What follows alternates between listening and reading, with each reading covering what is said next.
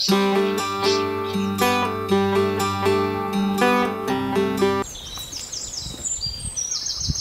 మామ, ఏంట్రా ఉదయాన్నే మీ తాతని ఎక్కడికి తీసుకెళ్తున్నావు? మావా, మా తాతని సచివాలయానికి తీసుకెళ్తున్నాంట. మా తాతకి వచ్చే నుంచి పెన్షన్ వద్దంట. ఆ పెన్షన్ కార్డు రిటర్న్ చేసేద్దామని తీసుకెళ్తున్నాను. అదేంటి తాత, నెలకి ఫ్రీగా 5,000 గవర్నమెంట్ పెన్షన్ ఇస్తుంటే వద్దంటావేటి? ఒరే మనవాడా, నిన్న సీఎం గారి ప్రెస్ మీట్ చూడలేదా నువ్వు? సినిమాలు, కామెడీ వీడియోలు ఇలాంటివి చూస్తాం కానీ సీఎం గారి ప్రెస్ మీట్ తో మాకేటి పని తాత? ఒరే మనవాడా, నాకు 3 పిల్లలురా. అందరూ బాగా సెటిల్ అయ్యి బాగానే సంపాదిస్తున్నారురా. నన్ను బాగానే చూసుకుంటున్నారు. మరి నాకెందుకురా పెన్షన్? అందుకే నా పెన్షన్ కార్డు గవర్నమెంట్కి రిటర్న్ చేయడానికి తీసుకెళ్తున్నాను రా. అవసరం ఉన్న వాళ్ళకి ఉపయోగపడాలని నిన్న సీఎం గారు చెప్పారురా. ఆయన మీద ఉన్న గౌరవంతో మన రాష్ట్ర అభివృద్ధి కోసం, ప్రజల కోసం నాకు ఈ పెన్షన్ కార్డు గవర్నమెంట్కి రిటర్న్ చేసేస్తున్నాను రా. నువ్వు సూపర్ తాత. ఎరా నిప్పు, ఏట్రా బ్యాగ్తో ఉదయాన్ని ఎక్కడ బయలుదేరా? గవర్నమెంట్ ఇచ్చిన రేషన్ బియ్యం రా. మా నాన్నగారు తిరిగి రేషన్ డిపోలో రిటర్న్ చేసేమన్నారా. అవునా? ఏరా బియ్యం బాగోలేవా? కాదురా, నిన్న సీఎం గారు ప్రెస్ మీట్ చేసి మా నాన్నగారు తెగ ఫీల్ అయిపోయారు. నన్ను ఉదయాన్నే ఈ రేషన్ గవర్నమెంట్ డిపోలో రిటర్న్ చేసేమన్నారా. వచ్చే నెల నుంచి మాకు రేషన్ వద్దని క్లియర్ గా చెప్పేమన్నారు. ఎవరికైతే అవసరం ఉందో అలాంటి వాళ్ళకి ఈ రేషన్ అందాలి అనే ఉద్దేశంతో మా నాన్నగారు ఇలా చేయమన్నారా. ఇంతకీ సీఎం గారు ప్రెస్ మీట్ లో ఏం చెప్పారా? అర్జెంట్గా చూపించండి ఆ వీడియో. అందరికీ నమస్కారం. ఈ ప్రెస్ మీట్కి వచ్చిన విలేకరులకు, ప్రెస్ మీట్ చూస్తున్న ప్రజలందరికీ నమస్కారం. సార్ నమస్తే సార్. ముందుగా భారీ మెజారిటీతో గెలిచినందుకు మీకు కంగ్రాచులేషన్స్. Thank you. మరి ప్రమాణ స్వీకారం ఎప్పుడు సార్? చెప్తాను. సార్, లాస్ట్ 5 years మన రాష్ట్రం ఆర్థిక వ్యవస్థ పడిపోవడానికి కారణం ఏంటి సార్? ఇప్పుడు మీ ప్రభుత్వం వచ్చింది కదా, మన రాష్ట్రాన్ని ఎలా రీకన్స్ట్రక్ట్ చేయబోతున్నారు sir? What I'm saying is, అదే ఒక నిమిషం. మీరు అడిగే ప్రశ్నలు అన్నిటికీ సమాధానాలు చెప్తాను. ముందు నేను చెప్పాల్సిన కొన్ని విషయాలు ఉన్నాయి ప్రజలకి. నేను 2 రోజుల క్రితం రేపటి కిషోరం అనే ప్రోగ్రాంలో స్కూల్ పిల్లలతో ఇంటరాక్షన్ అయ్యాను. అయితే నేను కొంతమంది పిల్లల్ని వాళ్ళ యొక్క డ్రీమ్ గోల్స్ ఏంటి అని అడిగాను. చాలామంది పిల్లలు రెగ్యులర్గా అందరూ చెప్పేదే, నేను డాక్టర్ని అవుతాను, ఇంజనీర్ని అవుతాను, సైంటిస్ట్ని అవుతాను అని చెప్పుకొచ్చారు. కానీ ఒక అమ్మాయి 8th క్లాస్ అనుకుంటా, నేను పిఎం అవుతాను సార్ అని చెప్పింది. నేను ఒక్కసారిగా ఆశ్చర్యపోయాను. అక్కడ ఉన్న వాళ్ళు కూడా కొంచెంసేపు షాక్ అయ్యారు. అప్పుడు ఆ పాప, అవును సార్, నేను ప్రైమ్ మినిస్టర్ అయ్యి నా దేశాన్ని డెవలప్డ్ కంట్రీలా చూడాలని నా డ్రీమ్ సార్ అని చెప్పింది. అప్పుడు ఆ పాప, సార్ మా ముత్తాత గారు స్వతంత్ర పోరాటంలో చనిపోయారు. ఆయన ఒక బుక్ రాశారు. ఆ బుక్ని మా నాన్నగారు నాకు ఇచ్చారు. ఆ బుక్ నన్ను చాలా ఇన్స్పైర్ చేసింది సార్ అని ఆ పాప నాతో చెప్పింది. అప్పుడు ఆ బుక్ నేను తీసుకొని ఆ బుక్ చదవడం జరిగింది. ఆ బుక్ ముఖ్య ఉద్దేశం ఏంటంటే, make people to earn with self respect to build nation. Don't make people to beg for opportunities and free schemes. దీని అర్థం ఏంటంటే, ప్రజలకి సంపద సృష్టించే అవకాశాలని చూపించాలి. ఉచిత పథకాల కోసం ఎదురు చూసే స్థితికి తీసుకురాకూడదు. ప్రజల చేత, ప్రజల కోసం దేశం నిర్మించబడాలి. అదే ఈ బుక్ యొక్క ముఖ్య ఉద్దేశం.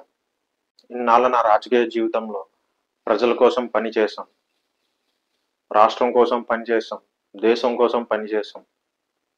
కానీ ఈ పుస్తకం చదివిన తర్వాత మూలాల్లోకి అధ్యయనం చేయడానికి నాకు దేవుడు ఒక అవకాశం ఇచ్చాడు. ఆ అవకాశాన్ని సద్వినియోగపరుచుకొని మన రాష్ట్రాన్ని, మన దేశాన్ని ముందుకు తీసుకెళ్లాలనేదే మా ప్రభుత్వం యొక్క ముఖ్య ఉద్దేశం. దీనికోసం ఇప్పటి నుండి మా ప్రభుత్వ పాలసీల్లో కొన్ని ముఖ్యమైన మార్పులు తీసుకొస్తున్నాను. నాకు నా రాష్ట్రం, అందులో ఉన్న ప్రజలు ముఖ్యం. నాకు నా పదవి ముఖ్యం కాదు. రాష్ట్ర అభివృద్ధి, ప్రజల అభివృద్ధే ముఖ్యం. ఈరోజు వాట్సాప్ గవర్నెన్స్ మన మిత్ర యాప్ని ప్రారంభిస్తున్నాను. ఈ యాప్ని ప్రజలందరూ డౌన్లోడ్ చేసుకోండి. ఇప్పుడే డౌన్లోడ్ చేసుకోండి. నేను ఇప్పుడు కొన్ని స్కీమ్స్ గురించి ప్రశ్నలు అడుగుతాను. దానికి ఎస్ ఆర్ నో అనేది ప్రజలందరూ ఈ యాప్ ద్వారా సమాధానం చెప్పొచ్చు. మీరందరూ పాల్గొనాలి అని నేను మనస్ఫూర్తిగా కోరుకుంటున్నాను. ఇది చాలా ముఖ్యం. స్టార్ట్ చేద్దాం. మీ అందరి సహకారం నాకు కావాలి. మొదటి స్కీమ్ వృద్ధాప్య పెన్షన్. ప్రభుత్వం ఈ పథకాన్ని 60 సంవత్సరాలు దాటిన వృద్ధులకు ఇవ్వడం జరుగుతుంది. ఈ పథకం ముఖ్య ఉద్దేశం పిల్లలు సరిగ్గా చూసుకోకపోతే అనాథలా ఉండే ముసలివాళ్ళకి చేయూతనిచ్చే కార్యక్రమమే ఈ వృద్ధాప్య పెన్షన్ స్కీమ్. మరి ఈ వృద్ధాప్య పెన్షన్ స్కీము అవసరం ఉన్నవారికే చేరుతుందా లేదా అవసరం లేని వారికి కూడా చేరుతుందా? మనం ఒకసారి లోతుగా పరిశీలన చేసుకోవాలి. ఎవరైతే ఈ స్కీమ్ పేరు చెప్పి పెన్షన్ తీసుకుంటున్నారో వారి కుటుంబ సభ్యులు కూడా ఆలోచించుకోవాలి. నిజంగా వారికి పెన్షన్ అవసరమా లేదా అని. ఇంటెలిజెన్స్ రిపోర్ట్స్ ప్రకారం కొంతమంది కార్లో వచ్చి మరీ ఈ వృద్ధాప్య పెన్షన్ తీసుకుంటున్నారు. వాళ్ళ పిల్లలు బాగా చదువుకున్నారు, బాగా సెటిల్ అయ్యారు, బాగా సంపాదిస్తున్నారు. ఇలాంటి వాళ్ళందరూ ఒకసారి బాగా ఆలోచన చేయాలి. దేవుడి దయ వల్ల మనం బాగానే ఉన్నాం కదా, మరి మనకి ఈ పెన్షన్ అవసరమా? లేని వాళ్ళకు ఉపయోగపడే పెన్షన్ మనం తీసుకోవడం కరెక్టా? అవునా కాదా? మీరే చెప్పాలి. Yes are no. 90% మంది దుర్వినియోగం అవుతుందని మెసేజ్ చేశారు. Very good. మీలో ఆలోచన రావాలి. ఇక రెండవ స్కీమ్ ఉచిత రేషన్.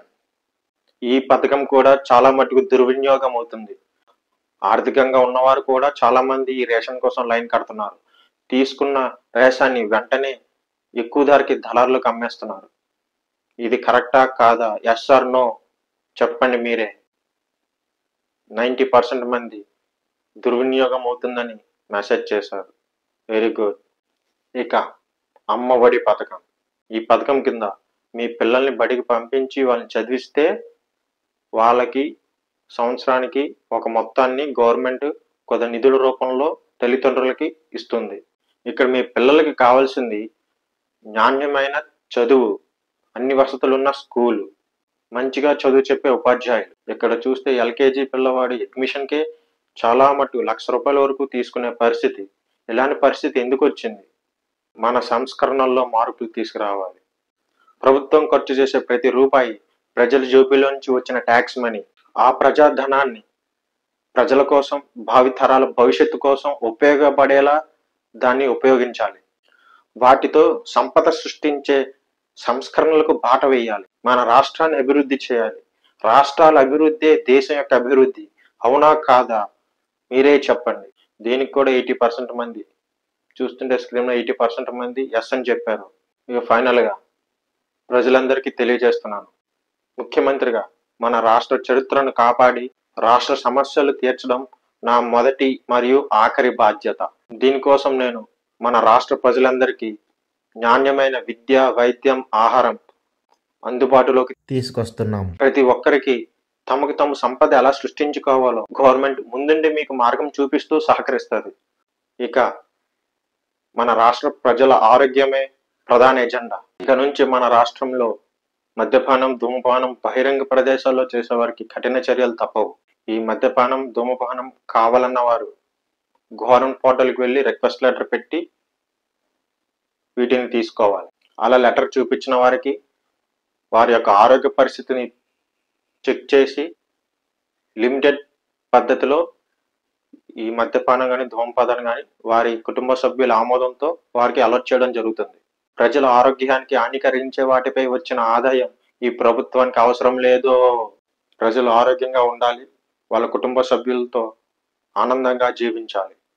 ఇక ముఖ్యంగా మన రాష్ట్రానికి ఉన్న ప్రధాన సమస్యలు Polavaram, state capital, steel plant issue. ఈ మూడు కూడా మన రాష్ట్ర చరిత్రకు ఆనవాలు. ఈ చరిత్రను ఏ ప్రభుత్వం వచ్చినా చెరిగిపోని రీతిలో వీటిని స్ట్రక్చరింగ్ చేస్తాను. జై హింద్. అందరికీ నమస్కారం. నేను మీకు తెలుసు, మీ స్థానం నా మనసు.